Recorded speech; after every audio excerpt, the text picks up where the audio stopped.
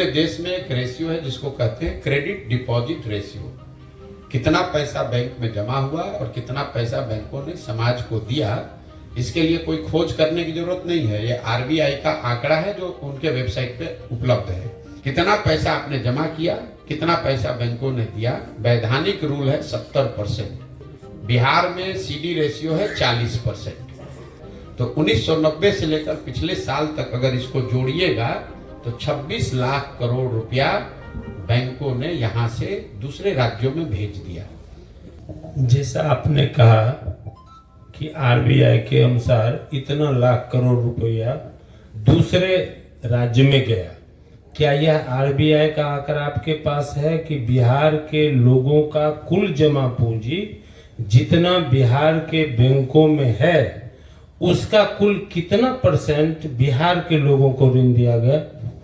ये आप आरबीआई का साइट खोलिएगा आपको दिख जाएगा। बिहार में दिक्कत यह है कि लोग इतने बड़े बेवकूफ लोगों को हम लोग नेता बना दिया है। एक पूरे देश में एक रेशियो है जिसको कहते हैं क्रेडिट डिपॉजिट रेशियो।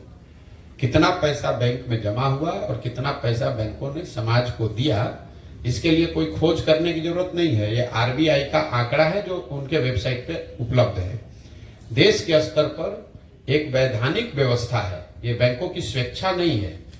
70% पैसा जो बैंक में जमा होता है उनको ये ऋण के तौर पर किसी न किसी तौर पर सरकार समाज को वापस करना है। अभी बिहार को कितना मिला? क्या आप बड़ा ऑब्जेक्टिव सवाल पर बड़ा ध्यान देते हैं, किसी चीज को समझने का प्रयास नहीं कर रहे, उस पर आ रहे हैं। कितना मिलता है उसको पहले समझिए कि सीडी रेशियो क्या होता है।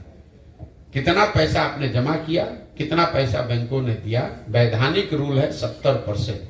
70% पैसा बैंक को ऋण के तौर पर आपको वापस देना है। चाहे घर बनाने के लिए दे, स्कूटर खरीदने के लिए दे, पढ़ाई करने के लिए दे, बिजनेस व्यापार के लिए दे। बिहार में सीडी रेशियो है 40%। आपका जो सवाल है 40% यहाँ सीडी रेशियो है। मतलब बिहार के लोगों ने अगर 100 रुपया बैंक में जमा किया तो सिर्फ 40 रुपया ही लोगों को बैंक से वापस लोन के तौर पर मिला।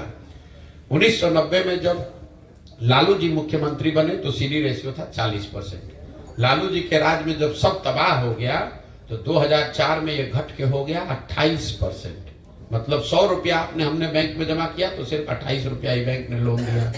नीतीश कुमार के 18 बरस के शासन के बाद ये बढ़कर फिर वापस हुआ है 40%। तो 1990 से लेकर पिछले साल तक अगर इसको जोड़िएगा तो 26 लाख करोड़ रुपया बैंकों ने यहां से दूसरे राज्यों में भेज दिया।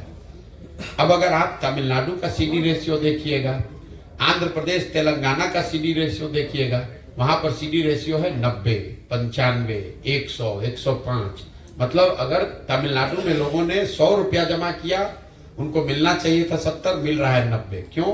क्योंकि बिहार जैसे राज्यों का पैसा तमिलनाडु में जाकर इन्वेस्ट हो। गुजरात का आंकड़ा है भैया, सब राज्य का आरबीआई पर ये आंकड़ा है। 300% गुजरात में है अभी। नहीं, ये भ्रम मत पालिए, ऐसा ही सब कहां से आंकड़ा ले आते हैं। सीडी रेशियो गुजरात का 82 से 84% होना चाहिए। मुझे एकदम टॉप ऑफ द माइंड याद नहीं है। अच्छा, ये बता सकते हैं पूरे भारत में सुनिए मेरी बात, सबसे एनपीए किस राज्य को घोषित किया गया? दिखा ये सब एनपीए की चीज में आप क्यों पढ़ रहे हो? राज्य का मामला नहीं है। एनपीए जो है वो केंद्र सरकार का मामला है, उन चीजों से बिहार का कोई लेना देना नहीं है।